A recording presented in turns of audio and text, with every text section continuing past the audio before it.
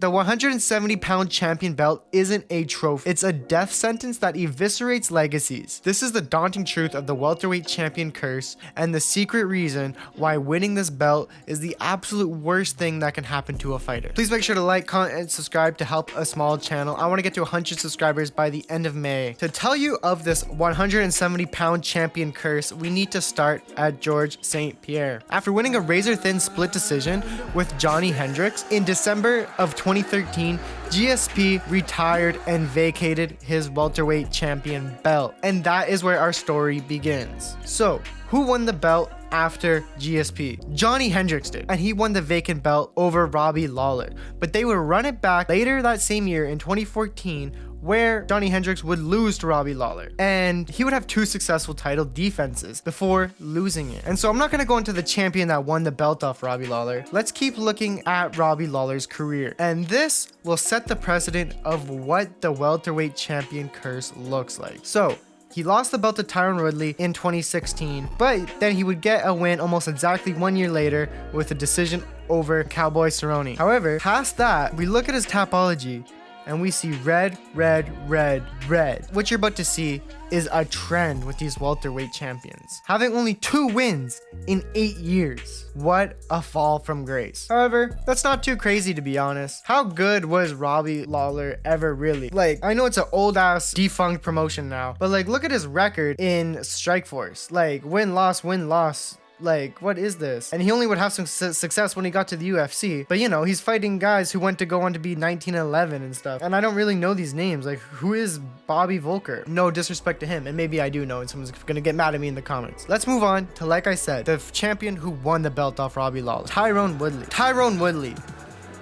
Absolute demon. When he won his belt off Robbie Lawler, he sent him into the shadow realm in the first 3 minutes of the 25 scheduled minute fight. I think Tapology puts it best, where it says he's, and this is according to the fans, he's the 36th greatest MMA fighter of all time, which is crazy considering he hasn't fought in MMA in 5 years, and he's still 36th best. And he, just like a lot of these champions, before they fell victim to the curse, would go on a great run with the belt, getting a draw over Stephen Thompson, which Tapology counts as a title defense, but he would get his get back with a draw, decision, majority. What does this even mean? I'm kind of confused. But anyways, he would get his get back regardless by majority decision over Wonderboy. Damian Maia would be his 3rd title defense, which is a great defense, because if we go over here, similar to Tyrone Woodley, this guy hasn't fought in MMA in 5 years, but is, according to Tapology, ranked number 7 greatest MMA grappler of all time. So that means that there's been 5 years of people who had a chance to take the number 7 spot, and he is still there despite 5 years of inactivity. And that's who Tyrone Woodley is beating for his defenses. Of course, 2nd round submission over Darren Till. And as you're gonna see, I'm gonna repeat myself in this video. Here comes the downfall of the welterweight champion. He lost the belt to Kamaru Usman. And I will let Tyrone Woodley's Tapology page do the talking here. He's getting... I just spilled water. Fuck. He's getting choked out by Vicente Luque. I mean, this is 2021, so it's okay. That's like a little forgiving.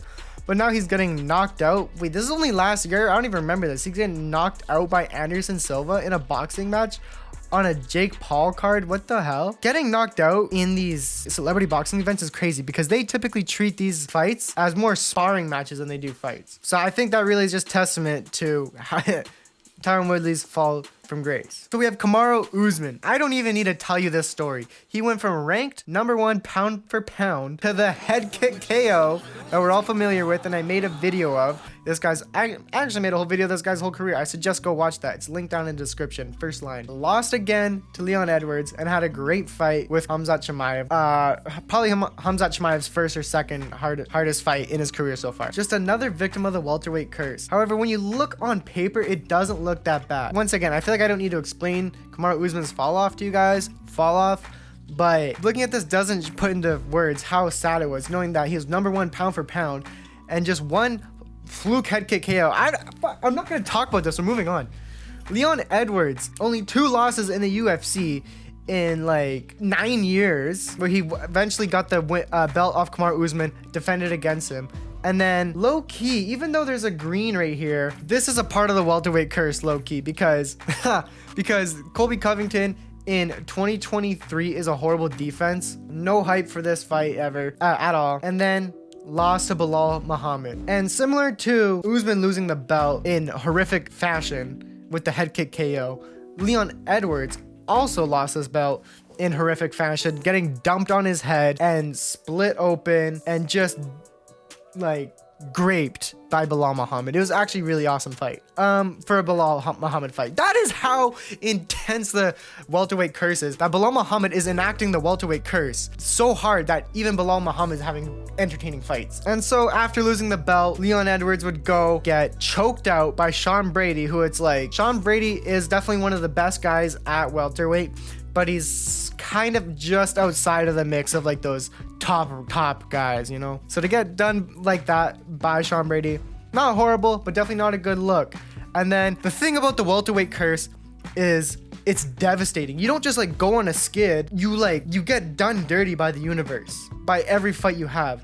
And so after that getting finished, so that was Leon Edwards' first time getting finished. He went and got finished again. However, this time he got knocked stiff by Carlos Pracha's left hand. He was laying on the canvas staring at the lights, smiling. He was hit so hard. Moving on to Belal Muhammed. Low-key, so far, out of all the fighters we talked about, he is the one. I want to preface with what I'm about to say. Belal Muhammed still might have a couple years of his career left, so it's hard to say right now. But out of all the fighters we're discussing so far, Belal Muhammed might be the one avoiding the curse the most, somehow. Belal Muhammed, I believe one of the longest win streaks in welterweight history or something, before getting the belt. Got the belt off Leon Edwards, just like I said, and lost it, his very first defense, to Jack Della Maddalena, which I also have a whole video about him. I don't want to talk about this too much, but like, I guess this is just the curse, you know? In the video I talk about, oh, maybe Belal kind of low-key gave up the belt so Islam could take it, right? Or the fight was rigged or something because UFC didn't like Belal. Or maybe Belal felt pressure to go and strike because people were calling him boring at the time because JDM sucks and Belal should beat him. And granted, yeah, Belal in this fight, so yeah, okay, fine, I'm getting distracted.